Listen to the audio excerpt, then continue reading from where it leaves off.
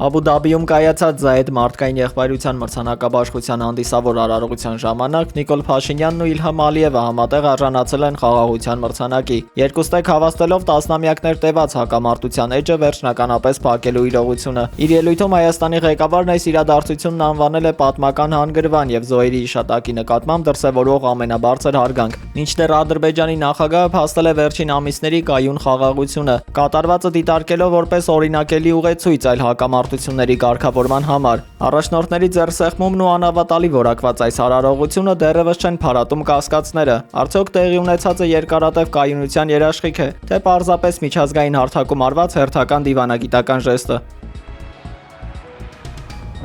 Այսօր ես ցանկություն ունեմ ձեզ ներկայացնեմ երկրորդ քայլը։ Փետրվարի 4-ին կայացել է մեր ձևով ժողովրդական շարժման համակարգող Նարեկ Կարապետյանի հանդիպումը փոքր բիզնեսի ներկայացուցիչների հետ։ Մենք պատերազմը պարտվել ենք, որտեղ ունեցել ենք թույլ տնտեսություն։ Նարեկ Կարապետյանը ներկայացրել է Սամվել Կարապետյանի 5 քայլերը դեպի ուժեղ Հայաստան տնտեսական ծրագիրը։ Ներկաներին հատկապես հետաքրքրել է Սամվել Կարապետյանի տնտեսական քայլերից երկրորդը՝ 0% հարկ փոքր բիզնեսի համար։ Հանդիպման մասնակիցները բարձրաձայնել են իրենց հետաքրքրող հարցերը, ստացել պարզաբանումներ։ Խանութի աշխատողը շփոթվեց եւ չեկի ապարատի մեջ ինչ-որ բան սխալ գրեց։ Շփոթվեց։ Դրա պատճառով կարող է մինչև 50 միլիոն տուգանվել։ Խենք ասում 1% չէ, 2% չէ, 0, որ տույժ չկարողանան դնեն։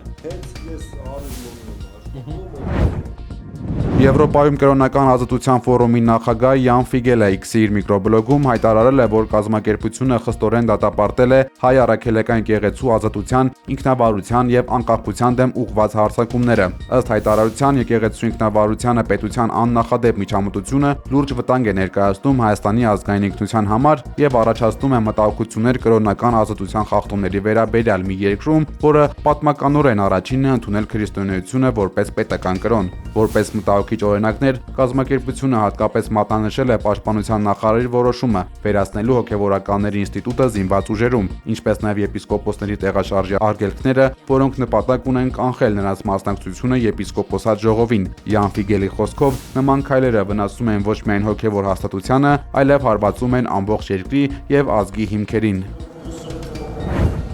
Հայ հոգևորականը միշտ եղել է հայ զինվորի զորականի կողքին։ Նիկոլ Փաշինյանի եկեղեցու բարենորոգման արշավի ֆոնին պաշտպանության նախարարի հրամանով զինված ուժերի հոգևոր ծառայությունը փետրվարի 1-ից դուրս է բերվել Մայրաթոռի ենթակայությունից։ Շուրջ 3 տասնամյակ Հայաստանի Հանրապետության զինված ուժերում ծառայող գնդերեսների ճնշող մեծամասնությունը այլևս հոգևոր ծառայություն չի իրականացնում զորամասերում եւ վերադարձել է Մայրաթոռ։ Մայրաթոռի տեղեկատվական համակարգի տնօրեն Տեր Եսայի Քահանա Արթենյանի կարծիքով այս որոշումը նախ եւ առաջ չի բխում զինվորների ու հայոց բանակի շահերից եւ ունի վերանայման կարիք։ Տեր Եսային հայտնել է, որ 42 գնդերեսներից 3-ը անցել են ժամկետային ծառայության, 4-ը միացել են բարենորոգման շարժմանը, իսկ մնացած 35-ը վերադարձել են Մայրաթոռ նոր նշանակումներ ստանալու համար։ Նա նաեւ հավելել է, որ գնդերեսների նկատմամբ կիրառվել են որոշակի ճնշումներ բարենորոգման շարժմանը միանալու պահանջով, ինչի պատճառով նրանց գործունեությունը զորամասերում պարբերաբար խոչընդոտվել է։ Սիրելիներ, ողջունում եմ ձեզ բոլորիդ։ Զինված ուժերում հոգևոր սպասավորության լուծարումից հետո պաշտպանության նախարարությունը ըստ Տեր Զարեհ Քահանա Աշուրյանի փորձում է համակարգը համալրել եկեղեցական կարգը լքած անձանցով։ Նիկոլ Փաշինյանի եկեղեցը հալած քաղաքականությունը առաջարկում է պաշտոններ պաշտպանության նախարարությունում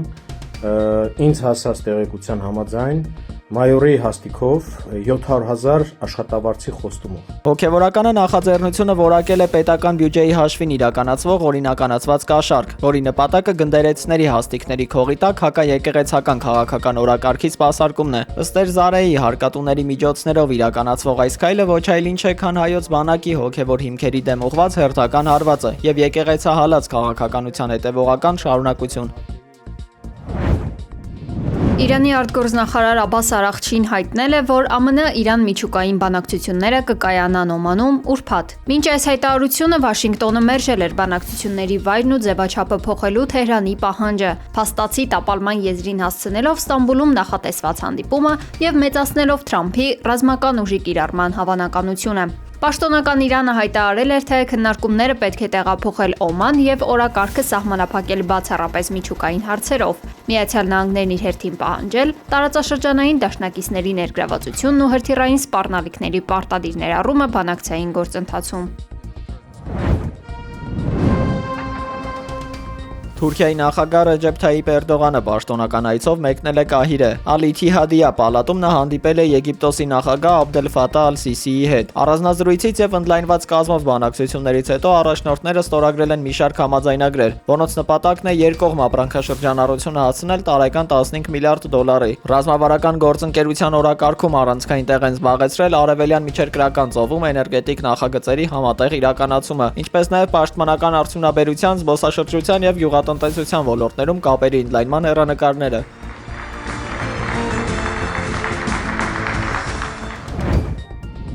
Աբու Դաբիում մեկնարկել է Ռուսաստանի եւ Ուկրաինայի միջև բանակցությունների երկրորդ փուլը ԱՄՆ-ի միջնորդությամբ։ Ուկրաինայի գլխավոր բանակցող Ռուստեմ Ումերովը հայտարարել է, որ պատվիրակությունները նախ հանդիպելու են առանձին խմբերով կոնկրետ ուղղություններ քննարկելու համար։ Դրանից հետո կկայանա ընդհանուր հանդիպում դիրքորոշումները համաձայնեցնելու նպատակով։ Ավելի վաղ բանակցությունների նախորդ փուլը կայացել էր հունվարի 23-ից 24-ը։ Կրեմլի խոսնակ Դիմիտրի Պեսկովը հայտարարել է, որ Ռուսաստանը բաց է խաղաղ կարգավորման համար, սակայն ներկայացրել է որոշակի վերապահումներ։ Ռուսաստանը շարունակում է հատուկ ռազմական գործողությունը, քանի դեռ Կիևը համապատասխան որոշումներ չի ընդունել։ Կրեմլն այս պահին չի պլանավորում հանրայնացնել Աբու Դաբիի խորհրդակցությունների արդյունքները։ Բանակցությունները տեղի կունենան փետրվարի 4-ից 5-ը։ 3 февраля в Киеве объявился генсекретарь НАТО Рюте. Ուկրաինայի տարածքում կամեցողների կոալիցիայի զորքերի հայտնվելը կտրականապես անընդունելի է։ Դրանք Մոսկվան կդիտարկի որպես օրինական ռազմական թիրախներ, հայտարարել է Ռուսաստանի արտաքին գործերի նախարարության ներկայացուցիչ Մարիա Զախարովան։ Նրա խոսքով Ռուսաստանը բազմիցս է հայտարարել, որ Ուկրաինայի տարածքում արևմտյան երկրների զորքերի տեղակայումը ցանկացած պատրվակով սպառնալիք կներկայացնի Ռուսաստանի անվտանգության համար։ Ավելի վաղ ՆԱՏՕ-ի գլխավոր քարտուղար Մարկ Ռյուտեն հայտարարել էր, որ կոալիցիայի անդամ երկրների զինված ուժերը Ուկրաինա կժամանեն Ռուսաստանի հետ խաղաղության համաձայնագրի կնքումից անմիջապես հետո։ Уважаемый господин председатель, дорогой друг, рад, что мы продолжаем добрую традицию. Ռուս-չինական հարաբերությունների համար տարվա ցանկացած եղանակ գարուն է, ասել է նախագահ Վլադիմիր Պուտինը Սի Ցինփինի հետ տեսազանգի ընթացքում։ Չինաստանը եւ Ռուսաստանը պետք է մշակեն երկկողմ հարաբերությունների զարգացման նոր ծրագիր, հայտարարել է Չինաստանի ղեկավարը։ Պուտինը նշել է, որ Ռուսաստանի եւ Չինաստանի հարաբերությունները բոլոր ոլորտներում ամուր եւ կայուն զարգանում են։ Գազայի հատվածի վերակառուցման ամերիկյան հավակնոտ ծրագիրը հայտնվել է ֆինանսական փակուղում։ Պոտենցիալ դոնորները հրաժարվում են միջոցներ տրամադրել, երկյուղելով Համասի զինաթափման շուրջ անորոշությունից եւ ռազմական գործողությունների հնարավոր վերսկսումից։ Թեև Դոնալդ Թրամփի նախագիծը ենթադրում է նոր գազայի ստեղծում եւ շուրջ 100 միլիարդ դոլարի ներդրում, սակայն միջազգային ներդրողները դեռ սպասողական դիրքորոշում ունեն։ Նրանք պահանջում են անվտանգության հստակ երաշխիքներ եւ կառավարման թափանցիկ մեխանիզմներ։ Ստեղծված իրավիճակում ֆինանսավորման հարցով նախատեսված համաժողովի ժամկետները մնում են անորոշ, իսկ ավերված անկլավի ենթակառուցվածքների վերականգնումը հետաձգվում է, ել ավելի խորացնելով հումանիտար ճգնաժամն ու անվտանգային ռիսկերը տարածաշրջանում։ ԱՄՆ սահմանային անվտանգության գլխավոր պատասխանատու Թոմ Հոմանը հայտարարել է, որ Մինիսոտայից անհապաղ հետ են կանչվում ներգաղթի հարցերով զբաղվող 700 իրավապահներ։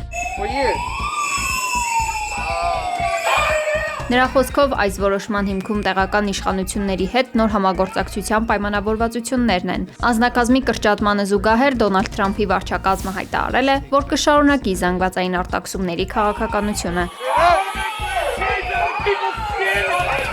Միևնույն ժամանակ սպաների անվտանգությունն ապահովող ստորաբաժանումները կմնան նահանգում։ Չնայած այս զարգացումներին իրավապաշտպանները շարունակում են մտահոգություն հայտնել, զգուշացնելով իրավապահների կամայական գործողությունների եւ անհամաչափ ուժի կիրառման վտանգների մասին։